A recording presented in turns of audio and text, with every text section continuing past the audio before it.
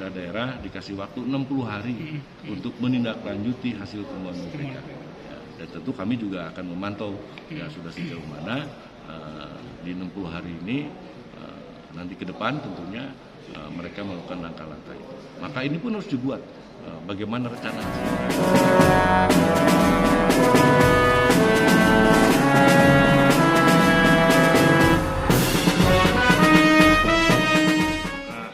DPRD juga melakukan sikap dari mulai awal kami dilantik, pimpinan DPRD menolak untuk pembelian kendaraan dinas. Ya. Dan saya juga kami sampaikan kemarin pada saat penerimaan LHP BPK, pada sambutan saya di BPK, saya juga menyampaikan insya Allah 2026 pun ya kondisi keuangan kita masih seperti ini dan kami, terutama saya sebagai Ketua DPRD harus mengambil sikap, saya pun tidak akan membeli kendaraan dinas. Ya. Masih menggunakan kendaraan dinas yang ada saja lah, jadi juga masih layak dan sebagainya. Dan itu mau tidak mau kita harus seefisien mungkin. Ya. Kami pun tidak ada yang namanya perjalanan dinas ke luar pulau dan sebagainya. Ya, sangat minim sekali. Dan kita paham benar ya, kondisi keuangan kita sedang seperti ini ya kita juga harus lakukan hal-hal langkah-langkah di DPRD atau pemerintah itu yang lebih produktif. Ya, yang lebih produktif ya, dan harapan saya juga pemerintah daerah harus secepatnya ya dengan serius membuat roadmap pengelolaan keuangan, membuat strategi bagaimana pelunasan hutang. Ya, ada roadmap tentang pelunasan hutang, roadmap tentang pengelolaan keuangan.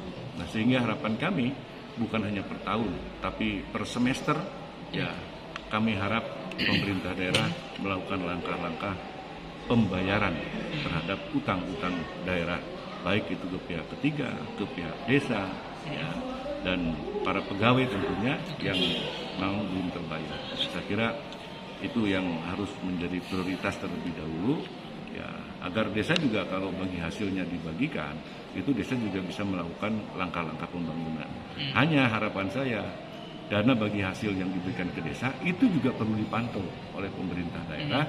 Tentu harus nanti penggunaannya untuk yang lebih produktif, ya, agar lebih produktif, gitu kan. Kalau halnya misalkan pembagian dana bagi hasil para wisata, itu harus diawasi, ya. Perencanaan penggunaan dana bagi hasil para wisatanya tentu harus lebih kepada dimanfaatkan untuk hal-hal yang terkait bisa mendorong kepariwisataan di daerah atau di desa tersebut. Ya, jadi perlu di-upping. Seperti halnya kita dapat DAU SG misalkan, ya DAU yang sudah memang diarahkan ya oleh pemerintah pusat. Ya karena harus sinergi tadi, pusat ke provinsi, provinsi ke daerah, daerah ke desa, itu juga desa harus sinergis, ya harus selaras dengan apa yang ditetapkan, baik itu mulai dari RPJMN, RPJMD-nya provinsi, RPJMD-nya kabupaten, begitu juga langkah-langkah yang dilakukan oleh desa harus selaras dengan pemerintah Kabupaten Pangandaran. Nah, sehingga langkah-langkah ini kalau dilaksanakan dengan baik, saya kira akan mempercepat lah ya waktu puasa kita, akan mempercepat penyembuhan fiskal kita. Ya, dan tentu saya berharap juga tidak hanya ke pemerintah, tetapi seluruh stakeholder ya untuk melakukan langkah-langkah, upaya-upaya bagaimana agar Pangandaran ini bisa betul-betul disenangi oleh para wisatawan, karena memang kita mengandalkan wisata, tentu event dan sebagainya ini juga harus dikembangkan, ya baik itu event budaya maupun event-event atraksi, misalkan event attraction ya yang dilakukan oleh komunitas masyarakat dan sebagainya. Saya kira kalau bersama-sama pemerintah, masyarakat dan DPRD ya untuk bahu-membahu bagaimana untuk menyehatkan Kabupaten Pangandaran. Saya kira dalam hidup ini pasti ada cobaan, dalam hidup ini pasti ada tantangan. Tapi yakin kita akan bisa melampaui gelombang yang kita hadapi hari ini. Catatannya adalah bersinergi, catatannya bersama-sama. Ya, seluruh elemen masyarakat, pemerintah, DPRD ya untuk berjuang bagaimana menghadapi gelombang samudra yang sedang kita hadapi. Ya, mudah-mudahan tadi dengan kebersamaan, ya, dengan membangun kebersamaan langkah, sikap, ya, dan jiwa tentunya ya, dengan semangat yang sama, ya, mudah-mudahan kita bisa terlampaui. Dan tentu kami juga berharap ke pemerintah pusat, ke pemerintah provinsi ya, untuk berbagi kewenangan. Ya, karena di daerah kita juga ada beberapa yang menjadi kewenangan pusat. Di daerah kita juga ada yang menjadi kewenangan provinsi. Ya, saya kira kalau sinergi juga kita dengan pusat, dengan provinsi, daerah, insya Allah ya, itu juga menjadi salah satu strategi yang harus kita lakukan. Bagaimana komunikasi kita dengan pemerintah pusat, bagaimana komunikasi kita dengan provinsi, ya ini juga sangat penting ya untuk berbagi dalam program ya, penguatan fiskal. Karena persoalan penguatan fiskal, penyetaan fiskal tidak hanya terjadi di daerah, tetapi ini juga terjadi secara nasional. Nah, tentu ini perlu dilakukan langkah-langkah yang sinergi, yang selaras, mulai dari pusat, provinsi, dan kabupaten kota. Terkait dengan Pansus DPRD memberikan ada 12 rekomendasi. Ya, yang pertama terkait dengan pemerintah daerah agar melakukan rasionalisasi anggaran pada tahun anggaran 2025. Kan. Anggarannya harus betul-betul terukur ya, dan harus juga mengembangkan sistem early warning system ya, untuk bisa mendeteksi risiko fiskal ya, dan ini juga meningkatkan asumsi anggaran ya tidak melampaui batas kemampuan fiskal. Ya. Melakukan review kebijakan fiskal ya, tahunan untuk menyelaraskan prioritas daerah dengan kemampuan real pendapatan kita. Ya. Dari semua dari mulai perencanaan juga harus terukur benar. Ya. Lalu kita juga harus melakukan financial dashboard yang berbasis digital, artinya ada digitalisasi.